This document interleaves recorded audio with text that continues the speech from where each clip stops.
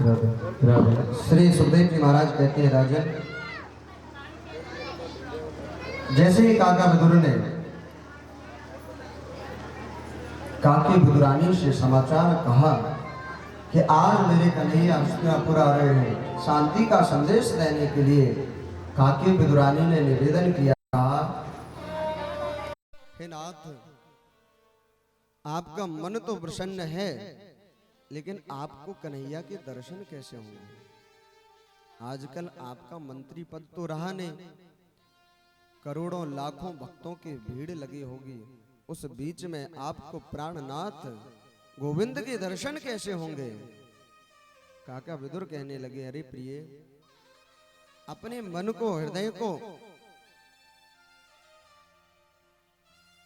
हल्का क्यों करते हो?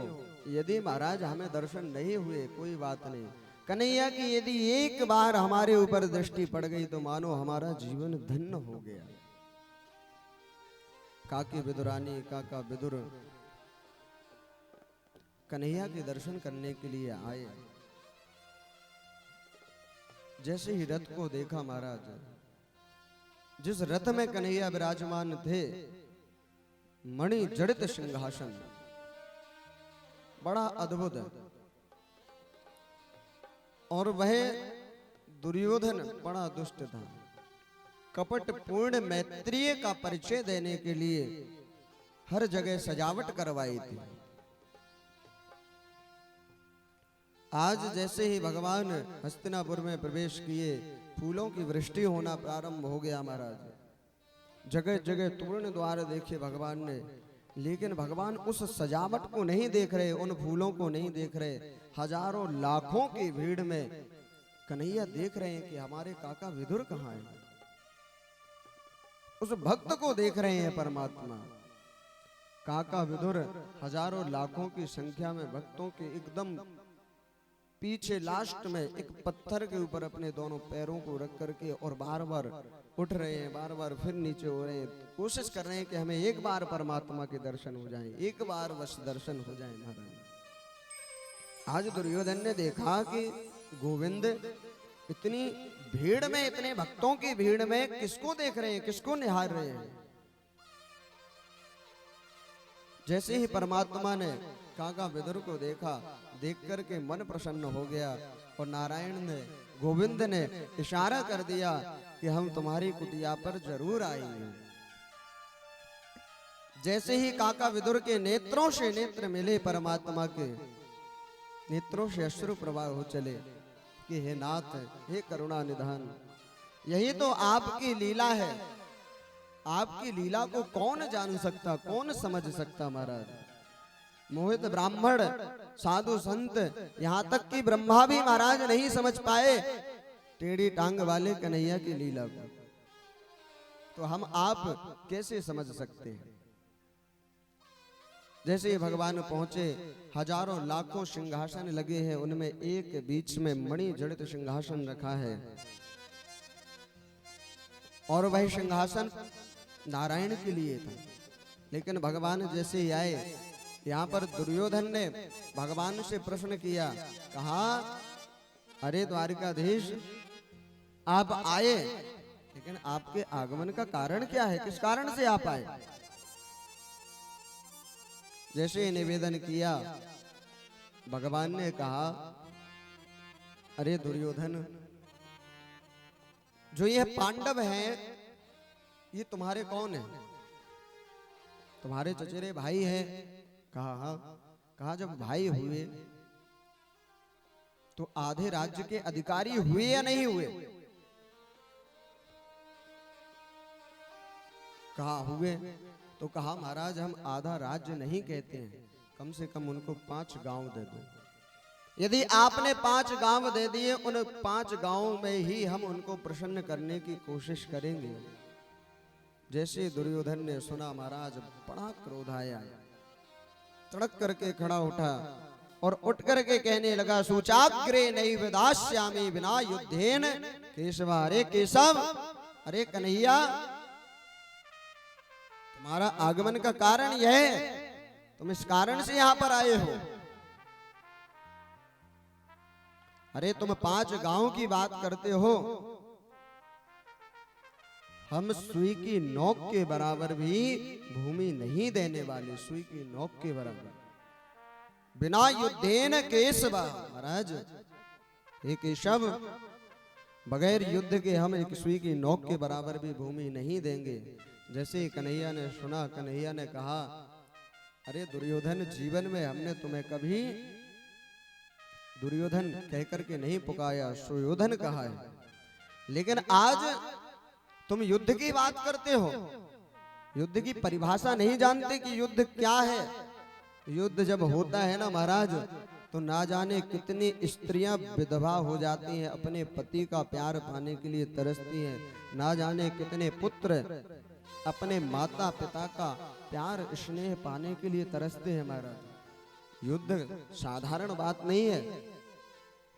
तुम युद्ध की बात करते हो, तुम युद्ध को नहीं जानते हो, युद्ध की परिभाषा नहीं जानते हो, केवल तुमने युद्ध नानियों की कहानियों में ही सुना है, अभी तुमने युद्ध देखा नहीं है महाराज। जिस दिन देखोगे तब पता चलेगा। और केवल हम आपको यह संदेश देने के लिए आए थे। जैसे ही यहाँ पर वार्तालाप प्रारंभ हुई, धृतराष्ट्र आए दौड़े दौड़े आकर के अपने पुत्र का हाथ पकड़ करके और तुरंत खींचने लगे और कन्हैया से निवेदन करने लगे कि ये बचपन से ही दुष्ट है, चलो चल करके प्रसाद पाते हैं। दुर्योधन ने भी कन्हैया से निवेदन किया, द्वारकाधीश चलो चल करके प्रसाद पाते हैं, हमारी माता ने अपने सुंदर हाथों से प्रसाद बनाया है और चल करके प्रसाद पाते हैं। भगवान ने कहा, अरे सखा, भोजन भी 2 परिस्थितियों में किया जाता है, 2 स्थितियों में भोजन किया जाता है। कौन कौन सी?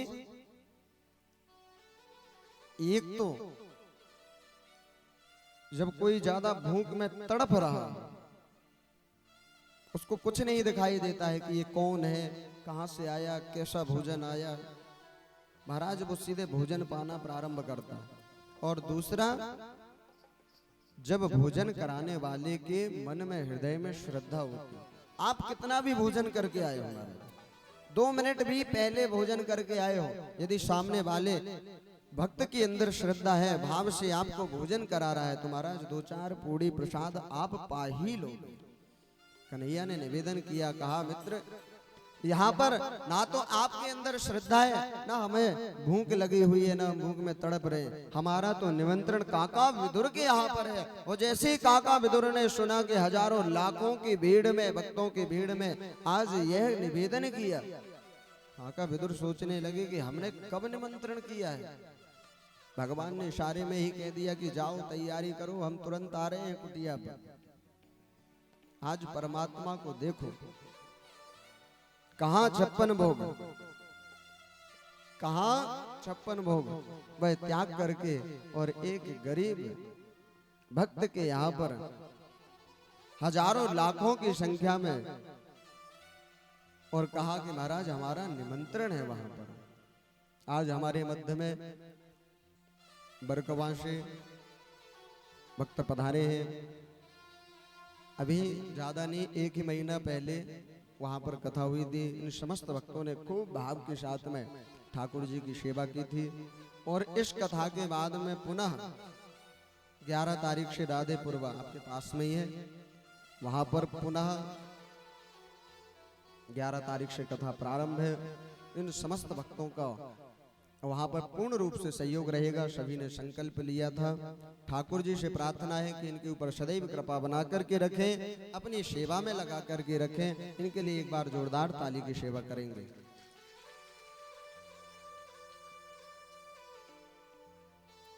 यहां पर श्री सुखदेव जी महाराज कहते हैं, राजन, जैसे ही भगवान ने हजारों लाखों की भीड़ में कहा कि काका विदुर के यहाँ पर निमंत्रण है, काका विदुर वहां से तुरंत चल दिए कि अब तो ये कन्हैया यदि इसने कह दिया तो महाराज इसको आना ही आना है, ये आएगा। काका विदुर के यहाँ पर था तो कुछ नहीं, बेचारे क्या करें, जंगल में रहते, एक कुटिया में रहते और रह करके परमात्मा का भजन करते। कुछ नहीं है महाराज भोजन, कुछ नहीं है प्रसाद, लेकिन भाव है कि नारायण को कितना दे दे महाराज। परमात्मा भाव के भूखे हैं, केवल भाव चाहिए महाराज परमात्मा को। हम आप कैसे पूजन करते हैं? आजकल केवल महाराज बनावटीपन है, और परमात्मा कहते हैं मोह कपट छल छिद्र न भावा। हम आप कैसे पूजन करते हैं? ये सत्य बात है महाराज, कड़वी तो है पर सत्य है। हम आप जब मंदिर जाते हैं तो मंदिर जाने से पहले क्या करते हैं? बढ़िया एक थाली सजाते हैं। किसके? भगवान के पूजन करने के लिए थाली सजाते हैं। और माताओं की स्थिति तो महाराज बढ़िया सुंदर थाली सजाएंगे, और थाली सजा करके जब घर से निकलेंगे तो देखेंगे अड़ोसी पड़ोसी हमें देख रहे कि नहीं देख रहे। हम पूजन करने जा रहे हैं महाराज। जब माताएं पूजन करने के लिए निकलती हैं तो घर से मंदिर जाने में यदि देखा जाए तो 2 मिनट का रास्ता होता है, लेकिन पहुंचते पहुंचते 20 मिनट लग जाते हैं। सत्य बात है माताओं, क्षमा करना, बड़ी कड़वी तो है बात। जैसे चले, अगर बीच में सहेली मिल गई तो तुरंत वहीं खड़ी हो गई। अब वहां कथा उनकी शुरू। पुराण कितने होते हैं? 17 पुराण, लेकिन एक 18 पुराण होते हैं। एक 19वां पुराण होता है माताओं का। कौन सा? वो हर कहीं भी शुरू हो जाता है, कहीं भी शुरू हो जाता है। और उस पुराण की एक विशेषता होती है,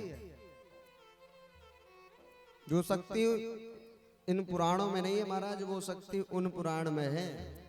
कैसे?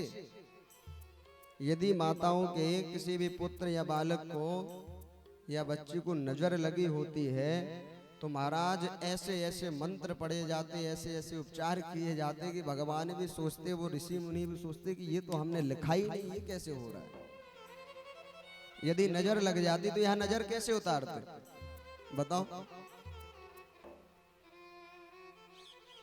पता चले महाराज अब उनके बालक को नजर लग गई, छोटा सा बालक है, अब वो स्कूल से पढ़ के आया तो कहो झाड़ू उठा करके वो झाड़ू ही उसके ऊपर घुमाने लगे। वो बालक सोच रहा कि हे भगवान हो क्या रहा है, हम क्या गलती हो गई। और 7 बार झाड़ू उठा करके वो 4-5 बार दीवार में मार दिया। और महाराज उससे नजर भी ठीक हो जाती, वो बालक भी सही हो जाता। और यहां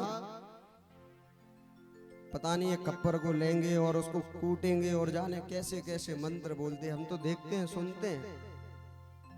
ब्रज में क्या होता है, यदि किसी बालक को नजर लग जाती है तो गाय के पास में ले जाते हैं और गाय की पूंछ से झाड़ा लगाते हैं।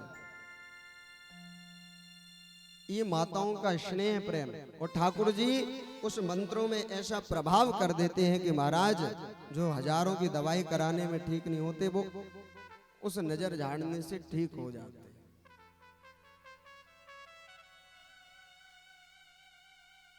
आज हम आप जब पूजन करते हैं तो बढ़िया खूब थाली सजाते हैं, थाली सजा करके चलते हैं। 4 लोगों को देखते महाराज कि कोई हमें देख रहा कि नहीं देख रहा। पहुंचते भोले बाबा जी के मंदिर में, जैसे यहाँ पर आए हम बढ़िया थाली सजा करके, और थाली सजा करके जैसे हम पहुंचे और पहुंच करके हमने हर हर महादेव कहते हुए भोले बाबा जी के ऊपर 1 लोटा जल चढ़ा दिया और दूसरा लोटा उठाया और सीधे भोले बाबा जी के सामने कौन विराजमान है? देवी जी। अब वो देवी जी पहनी तो है वस्त्र और बढ़िया 16 श्रृंगार करके विराजमान है, लेकिन देवी जी सोच रही कि भगवान अभी भक्त आ रहा है, अभी तो भोले बाबा जी के ऊपर जल चढ़ाया, अब हमारे ऊपर चढ़ाएगा। अब दूसरा लोटा भर के तुरंत देवी जी के ऊपर अब विराजमान है महाराज हनुमान जी महाराज। अब नहीं देखना है कि हनुमान जी महाराज सिंदूर लगा करके बैठे अपने स्वरूप में बैठे। ऐसे ऐसे भक्त आते महाराज, एक कलियुगी भक्त से देवता बहुत डरते हैं, बहुत ज्यादा। उठा करके लोटा और सीधे हनुमान जी को हर हर महादेव, हे प्रभु कृपा करो, सीधे लोटा जो जल फेंकते हैं सीधे हनुमान जी के ऊपर पहुंचता है। स्नान कराया, स्नान कराने के बाद में फिर क्या करते हैं? अब जो महाराज थाली में जितनी सामग्री हो तो सबसे पहले चंदन। अब ये नहीं देखते महाराज के नेत्रों में लग रहा है कि कहाँ लग रहा है कहाँ नहीं लग रहा है, पूरे में चंदन थोप दिया। और थोपने के बाद में अब जो प्रसाद बना है अब उसको बढ़िया एकदम मीसेंगे, क्योंकि भगवान को हाथ तो है नहीं, भगवान ने हाथ दिए नहीं, भगवान को है ही नहीं, क्योंकि वो भक्तों को दे करके रखे, उनके पास में नहीं है। वो मींच करके और बिल्कुल एकदम ठूस देंगे भगवान के मुंह में, सीधे ठूस देते महाराज, दुर्गा जी के मुंह में जाकर के सीधे ठूस देंगे। सत्य बात है ये। और जब हम प्रसाद लगा देते हैं और प्रसाद लगा करके जब हम जाते हैं तो उस प्रसाद का क्या होता है, पर कौन चाटता है?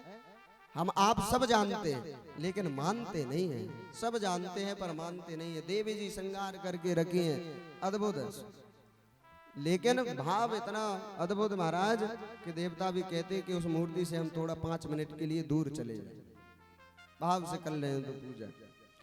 चलो प्रसाद तो ठीक है लगा दिया, कोई बात अच्छी बात है लगा दिया। अब उसके बाद में क्या करते हैं, क्यों आचार्य जी? अब आरती करते हैं। अब अपने यहाँ पर क्या चलती है, धूप बत्ती के साथ साथ में, धूप बत्ती तो अभी चल रही है, अगरबत्ती है ना। अब बढ़िया दीपक जलाया, अगरबत्ती रखी और भाव से आरती गा रहे हैं। क्या गा रहे हैं? तेरा तुझको अर्पण क्या लागे मेरा स्वामी, क्या लागे मेरा प्रभु को समर्पण, प्रभु को समर्पण, क्या लागे मेरा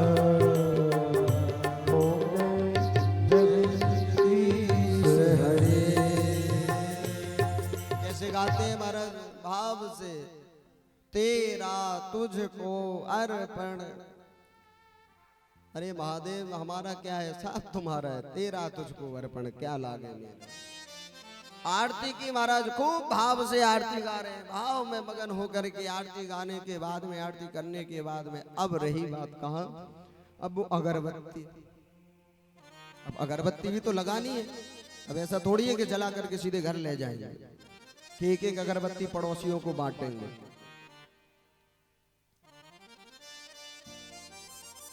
हमारे मध्य में बालाजी, सटई बालाजी मंदिर से महाराज जी आए हैं, मंच पे आ जाए। अब जैसे ही महाराज वो अगरबत्ती जला करके आरती की, आरती करने के बाद में अब देख रहे हैं कि अगरबत्ती लगाने का स्थान कहाँ है। फिर स्थान उनको कहीं नजर नहीं आता है, आता है फिर क्या दिखता है महाराज, अब भोले बाबा जी के सन्मुख कौन विराजमान रहते, क्यों आचार्य जी? नंदीश्वर महादेव, नंदी भगवान तो रहते हैं सामने। अब देखा तो क्या किया, अगरबत्ती को लेकर के सीधे, कहीं जगह नहीं मिली तो महाराज नंदी भगवान के कान में जाकर के अगरबत्ती लगा दी। वो या नहीं महाराज, कान नहीं दिखे तो कहा, दुर्गा जी मैया का पैर है ना जो, ये हनुमान जी महाराज का, वहां पर अगरबत्ती लगा दी। अब हमारे यहाँ पर कोई अतिथि आए या महाराज हम ही पहुंचे या कोई संत या कोई भी आए, खूब भाव से पूजन करो, आरती करो। आरती करने के बाद में अगरबत्ती यदि हमारे कान में लगा दी तो महाराज हम वहां जाएंगे है? अब अगरबत्ती तो ठीक है, चलो भगवान है, माफ किया। अब उसके बाद में प्रार्थना शुरू होती है। अभी प्रार्थना कैसे शुरू होती है, एक मंत्र है वो सबको याद होता है, सबको याद रहता है। कौन सा है? बड़े भाव से प्रार्थना करते हैं महाराज, ऐसे नहीं, खूब भाव। त्वमेव माता च पिता त्वमेव, त्वमेव बन्धुश्च सखा त्वमेव। अब प्रार्थना कर रहे हैं महाराज, भोले बाबा जी को देख रहे हैं, हाथ जोड़ करके प्रार्थना कर रहे हैं, त्वमेव माता च पिता त्वमेव। अब याद आया कि बहुत समय हो गया है, पूजा करते करते मंदिर के बाहर चप्पल उतारी, कहीं कोई ले ना जाए। तो फिर प्रार्थना करते करते जब ध्यान वहां पहुंचता है तो फिर क्या कहते हैं हाथ जोड़ करके, त्वमेव बंधुश्च सखा त्वमेव। फिर बाबा की स्लाइड देखते हैं, त्वमेव विद्या द्रविणं त्वमेव। फिर देखते हैं, त्वमेव सर्वं मम देव देव।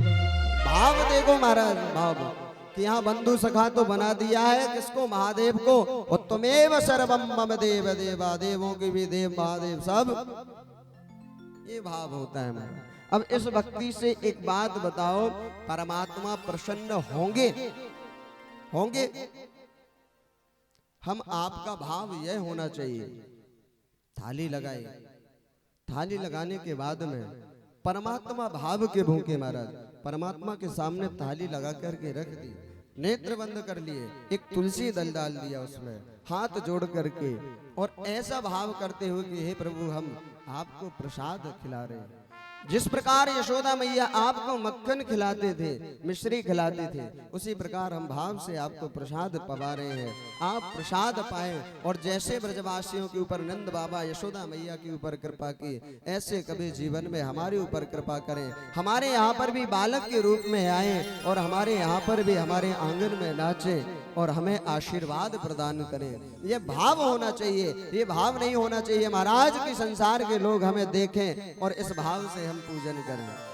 काका विदुर भाव से परमात्मा की सेवा करते हैं, उनको ये मतलब नहीं है महाराज कि हमें कौन देख रहा है कौन नहीं देख रहा है।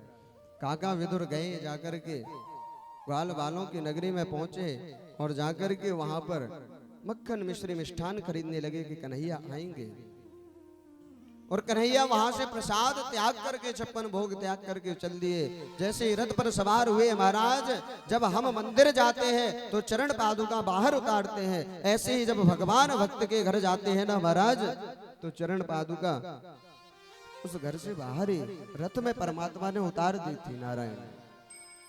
जैसे ही कन्हैया पहुंचे काका विदुर की कुटिया पर, विदुरानी स्नान कर रही थी, कन्हैया जैसे ही पहुंचे दरवाजा को खटखटाया, आवाज लगाई, अरे काकी, ओ काकी, सुनती हो, दरवाजा खोलो। काकी विदुरानी ने जैसे ही कन्हैया की आवाज सुनी, आज मन प्रसन्न हो गया कि साक्षात नारायण ठाकुर हमारे घर पे, हमारे दरवाजे पे खड़े हैं, हमें जाना चाहिए, दरवाजा खोलना चाहिए।